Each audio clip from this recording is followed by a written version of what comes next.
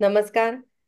आजच्या fellowship of the flute मध्ये तुमचं सगळ्यांचं मी आज स्वागत करते. सर्वप्रथम सगळ्यांना स्वातंत्र्य दिनाच्या आणि गोकुळाष्टमीच्या हार्दिक हार्दिक शुभेच्छा. आजचा आपला विषय आहे चूज टू बी फ्री. म्हणजे काय की स्वातंत्र्याची निवड करा. आता आज गोकुळाष्टमी पण योगायोगाने आजच आलेली आहे स्वातंत्र्य दिनाच्या दिवशी. म्हणजे आज कृष्णाचा जन्म झाला. त्याची जी कथा आहे ती आपल्याला सगळ्यांना माहिती आहे की कृष्णाचा जन्म देवकी बंदिवासात असताना झाला. त्यानंतर त्याच्या वडिलांनी वासुदेवाने ह्या मुलाला अगदी अंगावरती जोखीम घेऊन त्या तुरुंगातनं बाहेर काढला. यमुना पार केली आणि अ, गोकुळामध्ये नंदराजाकडे ह्या मुलाला सोपवून अ, ते परत आले त्याच्याविषयी चांगलं चिंतित.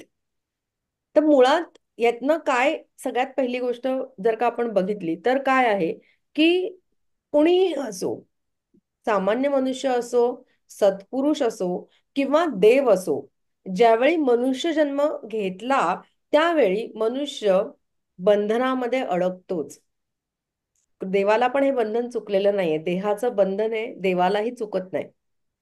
परंतु या बंधनातनं जर का बाहेर पडायचं असेल तर आपल्याला काय करायला पाहिजे? तर जसं आपण बघितलं की वसुदेवाने आपल्या मुलावरच्या प्रेमामुळे त्याला जे धैर्य मिळालं, त्याच्यामुळे त्याला जी एक तळमळ निर्माण झाली, त्याला जे एक प्रकारचं धाडस आलं त्याच्या अंगी, एक जबाबदारी घेऊन काहीतरी करण्याची वृत्ती आपल्यामध्ये आहे याची जाणीव झाली, धैर्याची जाणीव झाली. हे सगळं प्रेमामुळे शक्य झालं. सो बेसिकली जर का आपली कर्म ही आपण निष्काम किंवा निरपेक्षतेने जर का केली तर आपण कर्मबंधनातून मुक्त होऊ शकतो. किंवा कर्मबंधनातून मुक्त होण्यासाठी आपल्याला काही ना काहीतरी करेज तरी प्राप्त होतं ज्यावेळी आपण कर्म निरपेक्षपणे करतो तेव्हा. अन्यथा आपण सगळेजण म्हणजे कृष्णाने असं म्हणलेलं आहे भगवद्गीतेमध्ये की अ, आपल्या सगळ्या इच्छांमुळे आपण बंधनात अडकलेलो आहोत. म्हणजे वाय आर वी आपण का आपलं बॉन्डेज जे आहे, आपले जे बंधनं आहेत की ते कशामुळे आहेत? तर ते मुळात इच्छांमुळे आहेत. कारण इच्छांमुळे कर्म होतात आणि कर्मांमुळे बंधनं पण निर्माण होतात. सो दोन्हीही प्रकारे विचार केला तरी आपल्या इच्छांमुळे आपण बंधनामध्ये अडकलेलो आहोत. ओके. तर कृष्णाने असं एक छान म्हणलेलं आहे भगवद्गीतेमध्ये की यम हि पार्थ यम हि पार्थ व्यपाश्रित्य येऽपि स्युः पापयोनयः स्त्रियो वैश्यास्तथा शूद्रास् ये तेऽपि याति परांगतिम. म्हणजे कृष्णाने अर्थात त्याचा अर्थ असा होतो की जेव्हा मनुष्य इच्छांच्या बंधनातून बाहेर पडतो त्यावेळी त्याची अधोगती थांबते आणि तो बंधनातून सगळ्या बंधनातून मुक्त होऊ शकतो. तो स्वातंत्र्याकडे जाऊ शकतो. ओके. याच्यामध्ये स्त्रियो वैश्यास असं म्हणलेलं आहे. स्त्रियो वैश्यास तथा शूद्रास. सो शुद्रास. इथे कुठल्याही प्रकारे स्त्रियांना कमी उल्लेखलेलं नाहीये. Okay. Just let me mute everyone. इथे स्त्रिया चा जो उल्लेख आहे तो हा त्यांना कमी लेखलेला नाहीये. तर बेसिकली जो जो मनुष्य इच्छांनी बांधलेला आहे तो स्त्री आहे. कारण स्त्रीकडे भावना या जास्त आहेत. स्त्री ही जास्त भावना प्रधान असते. म्हणून सगळ्यांना त्यांनी स्त्रिया म्हणले. जो जो अतिशय भावना विवश आहे, भावनांच्या बंधनात अडकलेला आहे, तो मनुष्य जेव्हा इच्छांच्या बंधनातनं बाहेर पडतो त्यावेळी त्याला अ, प्रगती त्याची होते. तो स्वातंत्र्याकडे जाऊ शकतो. पण हे होणार कसं? जसं आपण पाहिलं की Krishna was born in bondage. बरोबर आहे. म्हणजे बॉन्डेज कुठला तरी आवश्यकच आहे. मग कुठला बॉन्डेज चांगला? ते निवडण्याचं स्वातंत्र्य आपल्याकडे आहे, किंवा ह्याचं आपल्याला जाणीव करून घ्यायला पाहिजे की कुठलं बॉन्डेज, कुठला बंध हा मला स्वातंत्र्याकडे घेऊन जाईल. तर जो सख्यासोबत आपला बंध आहे तो आपल्याला स्वातंत्र्याकडे घेऊन जातो. एक छोटीशी गोष्ट आहे. म्हणजे सखा म्हणजे कोण? तर जो हित जपतो तो सखा. ओके. तर हित म्हणजे काय? तर कधीही न संपणारा आनंद, अनाहतमवरनं हित हा शब्द आलेला आहे. तर कधीही न संपणारा आनंद म्हणजे हित आहे. ओके. तर हा जो हित जपतो तो ऍक्च्युली सखा असतो. मग खरा सखा कोणाला म्हणावं? जो आपल्याला इच्छा पूर्ण करायला, आपल्या संपत्तीसाठी, आपल्याला काही गोष्टी विकत घ्यायच्या, लक्झरीज, त्यासाठी मदत करतो तो सखा म्हणावा. कारण की हा सखा आपल्याला तात्पुरता मटेरियलिस्टिक फायदा करून देईल 100%. पण सखा म्हणजे कोण?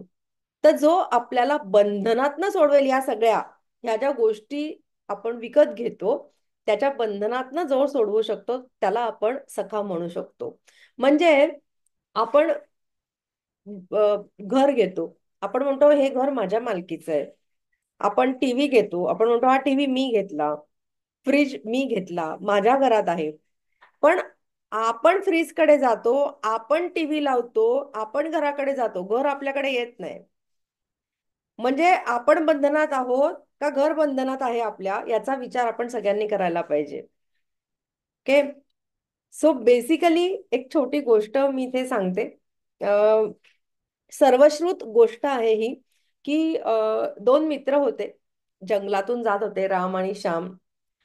आणि जाताना एका गावावरून दुसऱ्या गावाकडे जाताना मध्ये जे जंगल होतं त्यावरनं चालताना, रात्रीची वेळ होती, म्हणजे उन्ह सरली होती, संध्याकाळ सुरू झाली होती, रात्र झालेली.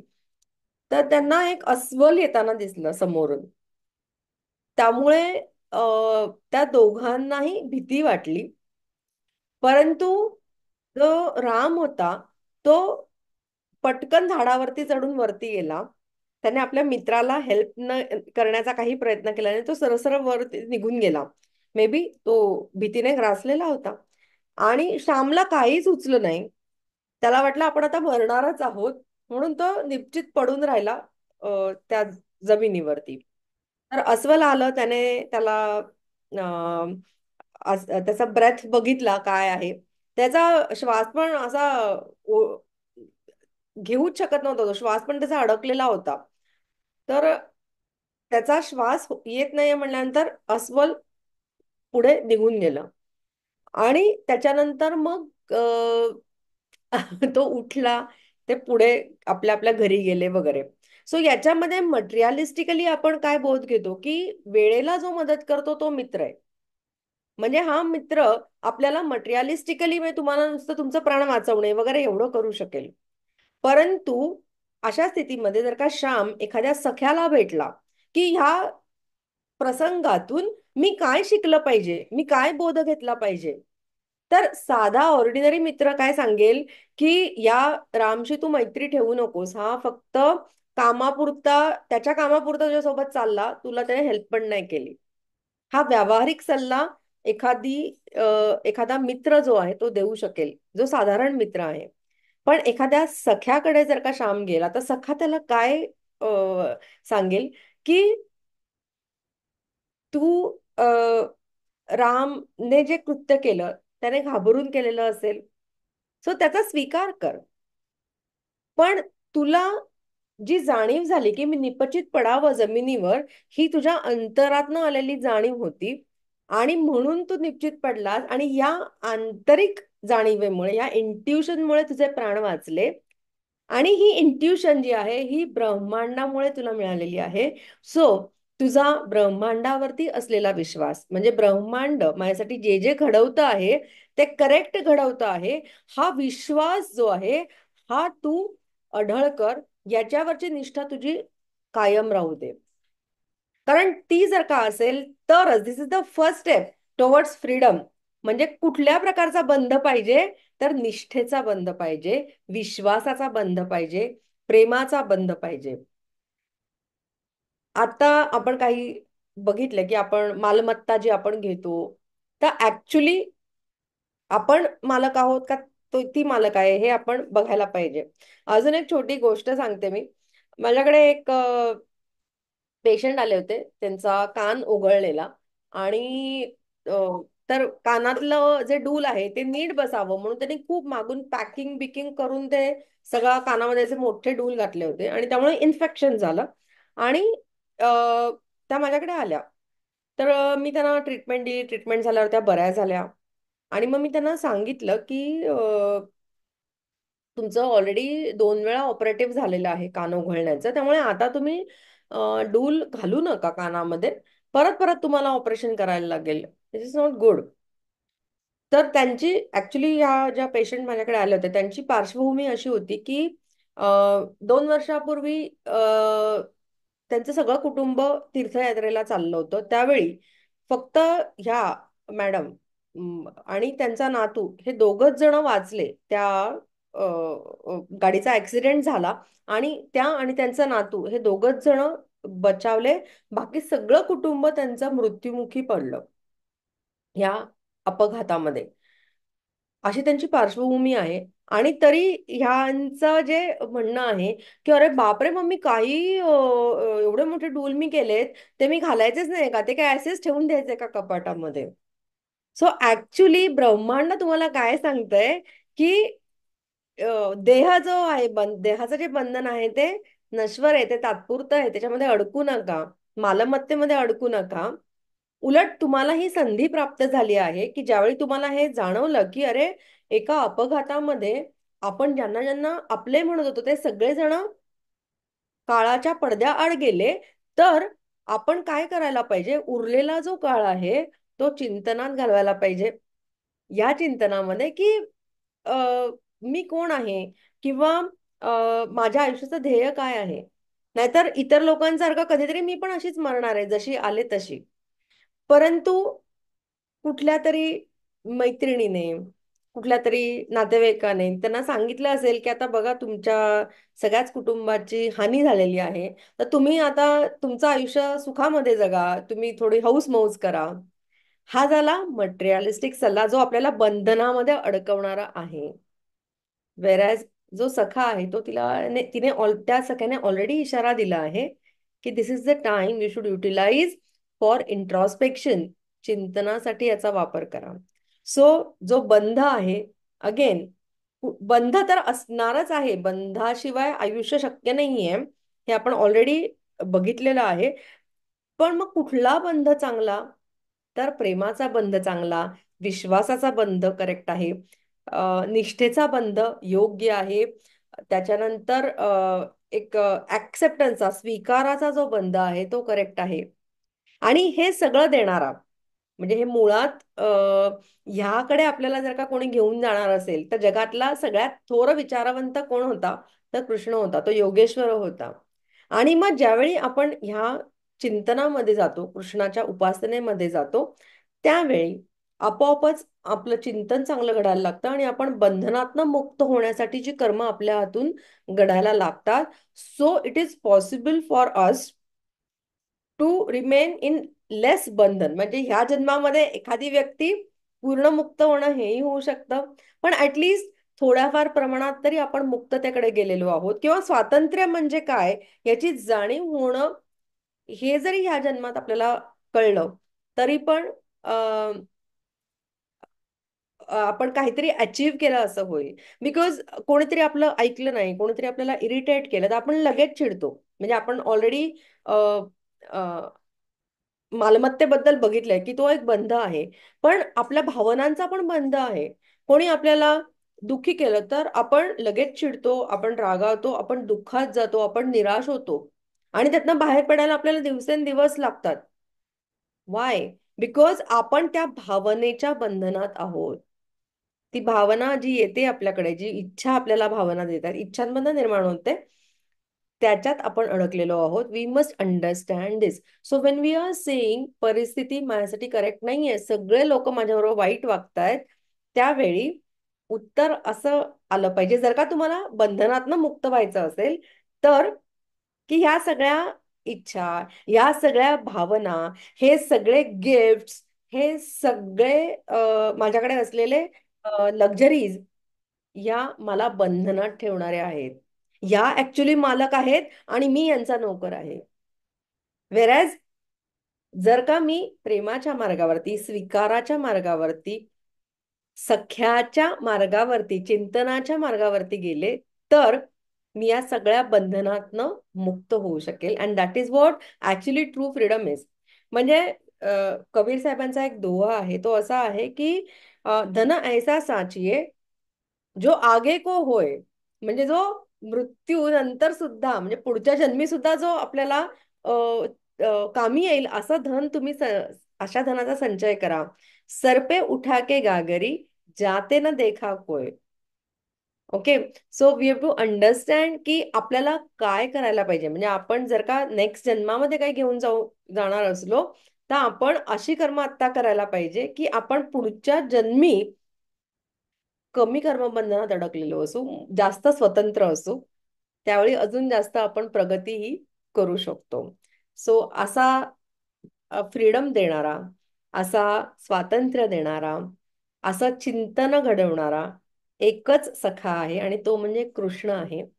ज्याच्याशी तुम्ही कधीही संवाद साधू शकता, ज्याच्याबरोबर तुम्ही कधीही भांडू शकता, पण त्याचं प्रेम आपल्यासोबत कधीच कमी होत नाही. कारण तो आपल्याला कायम स्वतंत्र ठेवतो. He is never binding us in something. Is not telling us की माझी पूजा कर, मला फुलं वाहा, मला प्रसाद दे. ओके. आपण कसेही वागलो तरी पण आपण त्याच्या जवळच्या वेळेजवळ त्याचं चिंतन जेव्हा करू, त्यावेळी तो आपल्यासाठी धावून येतोच. So I would advise every one की सगळ्यांनी डोळे मिटा आणि मन केंद्रित करा तुमच्या टाळूवरती. एक 5-6 आरामदायक श्वास घ्या.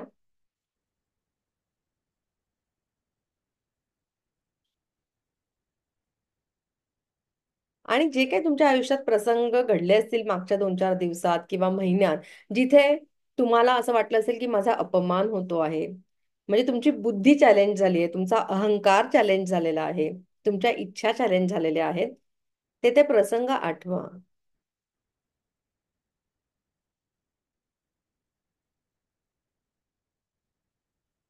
मन केंद्रित करा तुमच्या टाळूवरती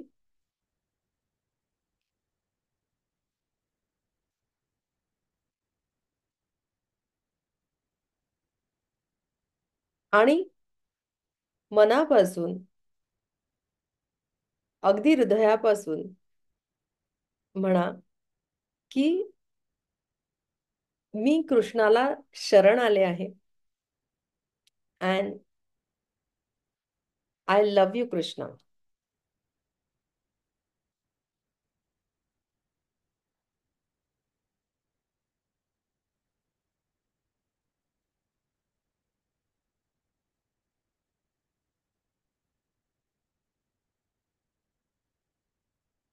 हळूहळू डोळे उघडा.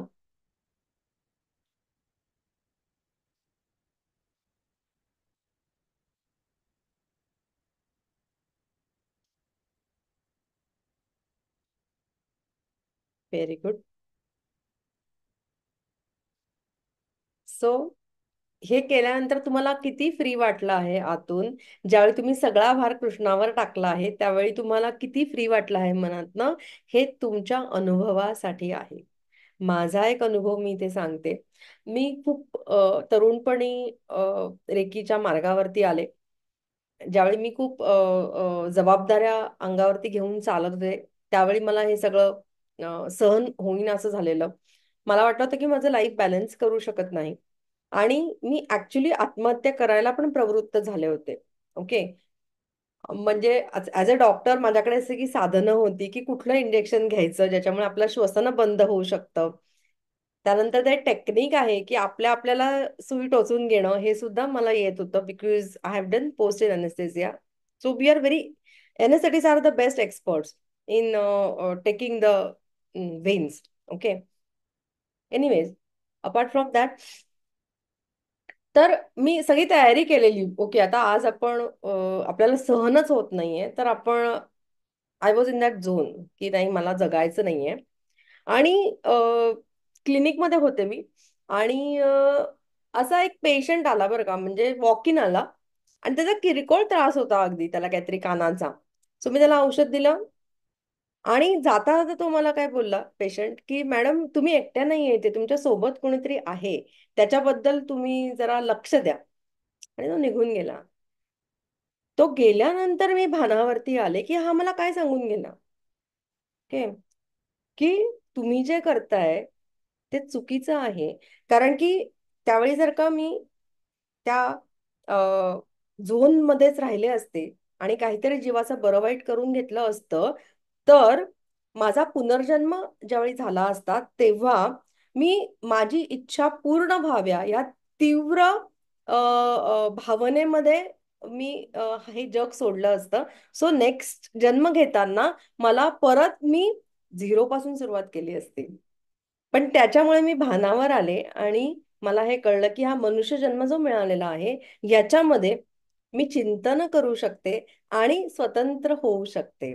सो हा जो सखा आहे हा सगळ्यांना मिळतोच. फक्त आपला विश्वास असला पाहिजे आणि तो जे सांगतोय, तो जे इंडिकेशन्स देतो आहे, त्याच्यावरती आपण चिंतन, इंट्रॉस्पेक्शन हे करणं आवश्यक आहे. So on this note we will start with meditation. So everyone, just close your eyes